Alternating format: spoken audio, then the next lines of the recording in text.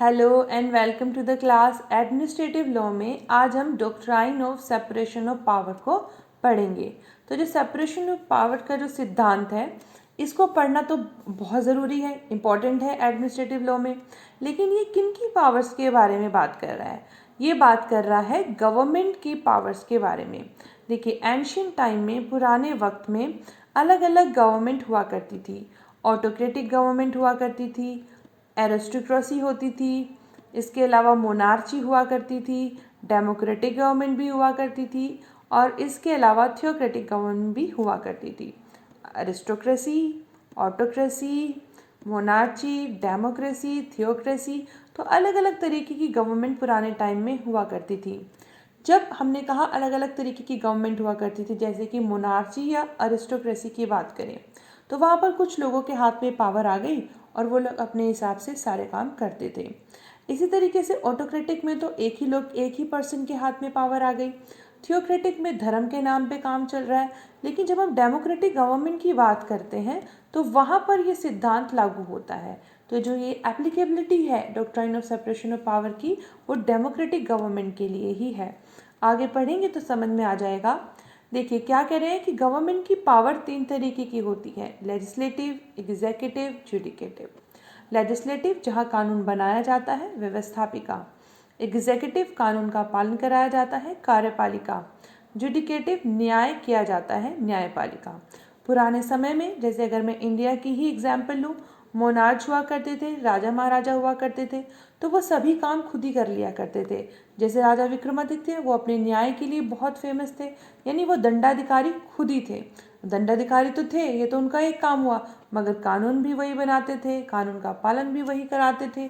इसके अलावा मुगल्स में देखिए, अकबर, पाशाह अकबर, सभी ने नाम सुना है, वो भी अपने न्याय के लिए बहुत फेमस थे, अपने टैक्स लगाने के लिए भी फेमस थे, फिर उस टैक्स का पालन भी उन्होंने खुद ही कराना है। तो यानी सभी काम जो हुआ करते थे वो मोनार्च खुद करते थे। लेकिन जब डेमोक्रेटिक गवर्नमेंट की बात हुई, प्रजातंत्र आया, तो उस वक्त ये जो हम सेपरेशन ऑफ पावर की बात करते हैं, इसका ओरिजिन होना शुरू हुआ। तो अरस्तु ने अपनी बुक पॉलिटिक्स में सबसे पहले इसके बारे में, सेपरेशन ऑफ पावर के बारे में जिक्र किया। उनके बाद फ्रेंच फिलोसोफर जॉन बॉडिन और ब्रिटिश पॉलिटिशियन लोकी ने भी इनके बारे में बताया। किसके बारे में? सेपरेशन ऑफ पावर के बारे में। उनके बाद French political philosopher baron de Montesquieu, नाम याद रखिएगा, मोंटेस्क्यू, इन्होंने अपनी book the spirit of the laws 1748 में इन्होंने इस सिद्धांत को, doctrine of separation of power को प्रोपाउंड किया। अभी हमने बताया पावर 3 तरीके की होती है: लेजिस्लेटिव, एग्जीक्यूटिव और जुडिशियल। तो कह रहे हैं कि जो भी पावर्स हैं वो अलग अलग ऑर्गन्स में डिवाइड कर दी जाए, अलग अलग ऑर्गन बनाए जाए और उन ऑर्गन्स में इन पावर को डिवाइड कर दी जाए। और इस तरह से पावर डिवाइड की जाए कि वो पावर दो लोगों में, दो ऑर्गन में एक जैसी पावर ना आए। यह कहा जाए कि दो ऑर्गन दो पावर्स को अलग अलग ही इस्तेमाल करें। ऐसा ना हो कि एक ऑर्गन दो पावर्स को इस्तेमाल कर रहा है। से फॉर इंस्टेंस, ऐसा नहीं होना चाहिए कि जुडिशियल के पास जो है वो लेजिस्लेटिव भी काम कर रहा है और जुडिशियल भी काम कर रहा है, यानी कानून बना भी रहा है और कानून का न्याय भी कर रहा है। तो ऐसा नहीं होना चाहिए। इसी तरीके से लेजिस्लेटिव और एग्जीक्यूटिव भी मिक्स नहीं होनी चाहिए कि कानून बनाना भी एक व्यक्ति के पास है, एक ऑर्गन के पास है, और कानून का पालन कराना भी उसी व्यक्ति के हाथ में। अगर ऐसा होगा तो वहाँ पर क्या होगा? बहुत ज़्यादा कठोर तरीके से उसका पालन कराया जाएगा। इसलिए ऑर्गन्स का होना अलग अलग ज़रूरी है। वेड एंड फिलिप्स ने भी इस बात को समझाते हुए कहा कि जो हमने कहा कि separation of power, Wade and Phillips इस बात को बोल रहे हैं कि जो सेपरेशन ऑफ पावर है उसका मतलब 3 तरीके की बात है। पहली बात कह रहे हैं कि अलग अलग ऑर्गन्स में अलग अलग तरीके के लोग हों, यानी कि एग्जीक्यूटिव में जो लोग होंगे वो एग्जीक्यूटिव में ही काम करें, जो लेजिस्लेटिव में लोग होंगे वो सिर्फ लेजिस्लेटिव में ही काम करें, और जो जुडिशियल में काम करें, जुडिशरी में काम करें, वो सिर्फ जुडिशरी में ही काम करें। यानी लेजिस्लेटिव के लोग इधर नहीं आए, इधर के लोग इधर नहीं जाए, सब लोग अपना अपना काम करें। फिर दूसरी बात कहते हैं कि एक ऑर्गन जो होगा वो दूसरे के ऑर्गन को, दूसरे के काम को कंट्रोल नहीं करे, इंटरफेयर नहीं करे। इन्हें सिर्फ अपने काम से ही काम हो, इन्हें सिर्फ अपने काम से काम हो, इन्हें सिर्फ अपने काम से, ये इन्हें कंट्रोल करने की कोशिश ना करे, ये इन्हें कंट्रोल करने की कोशिश ना करें। ऐसा वेयर एंड फिलिप्स एक्सप्लेन करते हुए कह रहे हैं doctrine of separation of power के बारे में। फिर कह रहे हैं कि एक ऑर्गन जो होगा गवर्नमेंट का वो दूसरे के फंक्शन को परफॉर्म भी ना करे।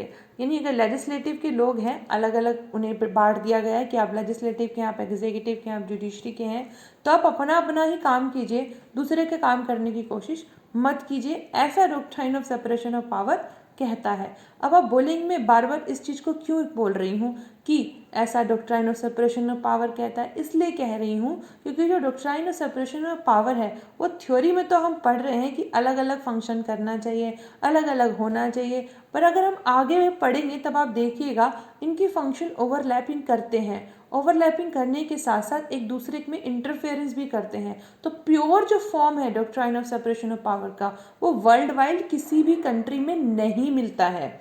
देखिए जो सेपरेशन ऑफ पावर की जो थ्योरी है, पहले उसका इफेक्ट देख लीजिए।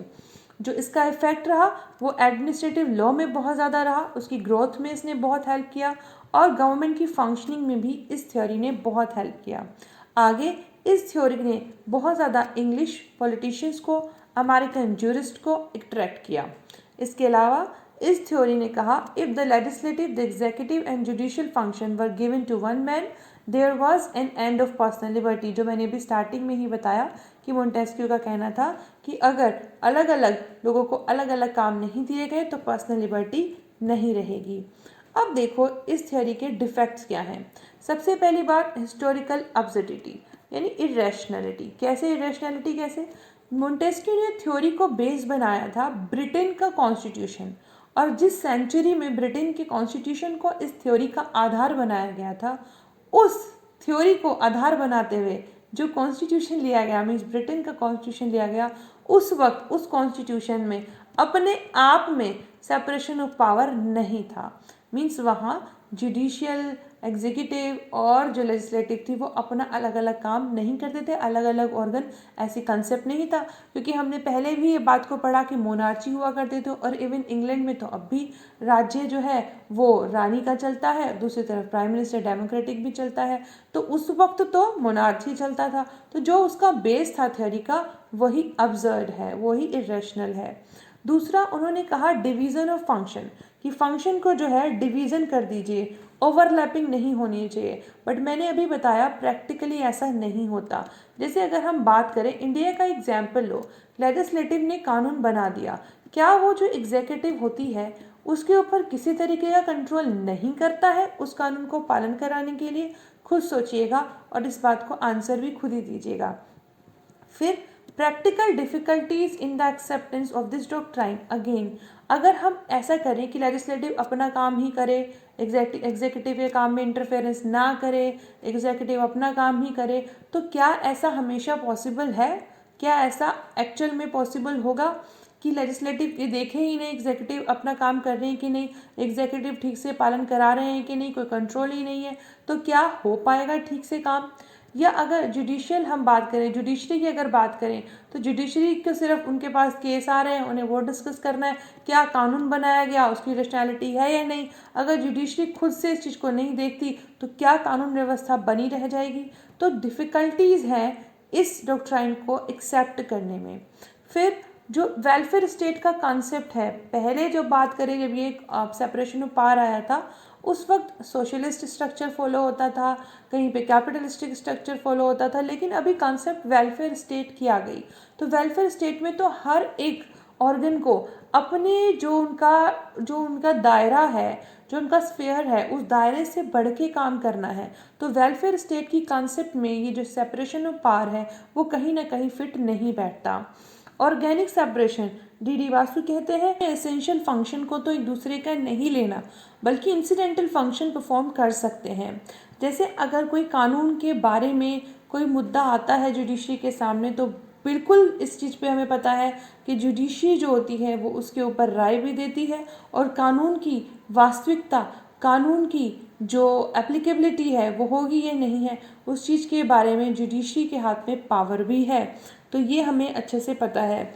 लेकिन इस चीज़ का मतलब ये नहीं है कि डॉक्ट्राइन ऑफ सेपरेशन जो है वो अनडिज़ायरेबल है, इम्प्रैक्टिकेबल है, ऐसा कुछ भी नहीं है। ये फुली एक्सेप्टेड नहीं हो सकता वर्ल्ड वाइड, लेकिन इसकी वैल्यू को कम नहीं किया जा सकता। फिर doctrine of separation of power Indian constitution में भी देख लेते हैं। सबसे पहले कॉन्स्टिट्यूशनल कॉन्स्पेक्ट, जब कॉन्स्टिट्यूशन बना उस वक्त कॉन्स्टिट्यूशन असेंबली ने इस चीज़ को सोचा था कि सेपरेशन ऑफ पावर को इंडियन कॉन्स्टिट्यूशन में इंट्रोड्यूस किया जाएगा, लेकिन अलग अलग ऑर्गन्स होंगे, ऐसा कुछ भी इंडियन कॉन्स्टिट्यूशन नहीं बताता है। एग्जीक्यूटिव पावर जो है वो प्रेसिडेंट में तो दे दी है, प्रोविजंस बन गए हैं पार्लियामेंट के लिए, जुडिशरी के लिए, लेकिन अलग अलग ऑर्गन्स होंगे ऐसा कुछ नहीं बताया गया। हालांकि आने वाले केस लॉज में इस चीज़ को बताया गया कि हमारे कॉन्स्टिट्यूशन में इस चीज़ के प्रोविजंस हैं, लेकिन कुछ स्पेसिफिकली लिखा हो कॉन्स्टिट्यूशन बनाते हुए ऐसा नहीं है। फिर पार्लियामेंट्री एग्जीक्यूटिव की बात करें तो ऑल्दो हमारे जो कॉन्स्टिट्यूशन में बात की गई है एग्जीक्यूटिव की वो प्रेसिडेंट के हाथ में है, पर पार्लियामेंट्री एग्जीक्यूटिव है, हमें पता है काउंसिल ऑफ मिनिस्टर है प्राइम मिनिस्टर के साथ में, जो प्रेसिडेंट को एडवाइस करते हैं उनके फंक्शन परफॉर्म करने के लिए। इसके अलावा एक केस तो देखिए Ram Jawaya versus state of Punjab AIR 1953 में। इस केस में ये कहा गया कि इंडिया में जो कॉन्स्टिट्यूशन की हमने बात की है वहाँ पर ये तो क्लियर नहीं किया गया कि अलग अलग फंक्शन है। इस केस लो में ये कहा गया कि अलग अलग ऑर्गन है, लेकिन इतना ज़रूर है कि जो ऑर्गन के जो अलग अलग स्टेट के जो ऑर्गन हैं, यानी कि जुडिशरी है, एग्जीक्यूटिव है, लेजिस्लेटिव है, ये अलग अलग हैं, इनको अपने अपने फंक्शन एसेंशियल फंक्शन करने हैं और दूसरे के फंक्शन नहीं लेने हैं। फिर ब्रॉड डिवीज़न ऑफ फंक्शन की जब हमने बात करी तो इसमें मैंने अभी बताया कि ऑल्दो हमारे कॉन्स्टिट्यूशन में एज सच सेपरेट ऑर्गन वाली कॉन्सेप्ट नहीं इंट्रोड्यूस की गई, लेकिन अलग अलग केस लॉज में इस चीज़ को एम्फेसिस किया गया। जैसे IC Golaknath versus state of Punjab AIR 1967 में भी इस चीज़ को कहा गया कि इंडिया के कॉन्स्टिट्यूशन में अलग अलग कॉन्स्टिट्यूशनल एंटिटीज़ आए, यूनियन आया, स्टेट आए, यूनियन टेरिटरीज आए, तो इसी तरीके से अलग अलग इंस्ट्रूमेंट ऑफ पावर भी आए, लेजिस्लेचर, एग्जीक्यूटिव, जुडिशरी। इसका मतलब जुडिशरी के जो फंक्शन होंगे वो अलग होगा, जो लेजिस्लेटर के फंक्शन होंगे वो अलग होगा, जो एग्जीक्यूटिव के फंक्शन होंगे वो अलग अलग होगा, और इनकी अलग अलग लिमिट्स होंगी और इनको अपने बताए हुए स्फेयर में ही काम करना है, इससे ज़्यादा नहीं करना है। फिर फंक्शनल ओवरलैपिंग, मैंने अभी बताया कि ओवरलैपिंग तो है ही। अगर हम कह दें एग्जीक्यूटिव सिर्फ एग्जीक्यूटिव काम करे, जुडिशरी सिर्फ जुडिशरी काम कर रही है, लेजिस्लेटिव, तो वो नहीं है, ओवरलैपिंग तो है ही। जैसे कि अगर हम एग्जाम्पल से समझें तो इंडियन कॉन्स्टिट्यूशन में प्रेसिडेंट को एग्जीक्यूटिव का पावर दे दिया, लेकिन वहाँ पर हमारे पास अच्छे से पता है ऑर्डिनेंस मेकिंग पावर भी जो है प्रेसिडेंट के पास है, तो यानी वो कानून भी बना रहे हैं, तो ओवरलैपिंग फंक्शन भी है। फिर 5th पॉइंट देखिए, constitutional recognition of the doctrine. हमारे कॉन्स्टिट्यूशन में मैंने अभी बताया ऑल्दो कुछ ऐसा नहीं बताया गया, लेकिन केस लॉ के साथ साथ इसमें चीज़ को जो है बार बार जिक्र किया गया और एम्फेसिस किया गया। सेम उसी बात को जो अभी हम पढ़ के आए कि सेपरेशन ऑफ पावर है, अलग अलग ऑर्गन्स को अपना अलग अलग काम करना है, बताया गया। इंदिरा नेहरू गांधी वर्सेस राजनारायण 1975 के केस में यही बात जो मैंने अभी बताई, यही चीज़ को डिस्कस किया गया। फिर source of the doctrine of separation of powers is constitution power. Constitution में जो पावर दी गई हैं उन्हीं पावर के अकॉर्डिंग जो है वो अलग अलग पावर को डिवाइड किया गया। फिर separation of power as the basic structure, ये बहुत इंपॉर्टेंट है। पावर को तो सेपरेट कर रहे हैं, ये बेसिक फीचर के तौर पे काम करेगा। जो हमारा बेसिक स्ट्रक्चर है कॉन्स्टिट्यूशन का, उसको प्रोटेक्ट करने के लिए काम करेगा। मीन्स जो अगर हम सेपरेट करें पावर्स को तो वो इस तरह से नहीं करेंगे कि जो है हमारा कॉन्स्टिट्यूशन के बेसिक फीचर, बेसिक स्ट्रक्चर को नुकसान पहुँचे। और ये बात जो है इस केस में जो अभी हमने पढ़ा इंदिरा नेहरू गांधी वर्सेस राजनारायण, इसमें ये बात भी कही गई थी। Doctrine provides a system of checks and balance. ये जो हमारे पास डॉक्ट्राइन है ना, ये कौन सा सेपरेशन ऑफ पावर का, ये बताता है कि हर ऑर्गन अपना अलग अलग काम ठीक से कर रहा है या फिर नहीं। टू कंक्लूड हम ये कह सकते हैं, अलग अलग केस लॉज में ऑनरेबल सुप्रीम कोर्ट ने कहा कि supremacy of the constitution and separation of powers are constituents of basic structure of Indian constitution. ये बात केशवानंद भारती के केस में, ये बात इंदिरा नेहरू गांधी वर्सेस नारायण के केस में कही गई। तो doctrine of separation of power Indian constitution में अगर फुली नहीं एप्लीकेबल होता, फुली तो मैंने बोला कहीं पर भी वर्ल्ड वाइड एप्लीकेबल नहीं हो सकता, ओवरलैपिंग तो दिखाई देगी, पर ये इंडियन कॉन्स्टिट्यूशन में एप्लीकेबल है। क्यों एप्लीकेबल है? क्योंकि अलग अलग केस लॉज में इस चीज़ को बताया गया, और इसके अलावा क्योंकि हमारे यहाँ डेमोक्रेटिक गवर्नमेंट है, तो डेमोक्रेटिक गवर्नमेंट में तो सेपरेशन ऑफ पावर एसेंशियल है ही। Thank you so much for listening. Thanks a lot. Keep learning and keep smiling.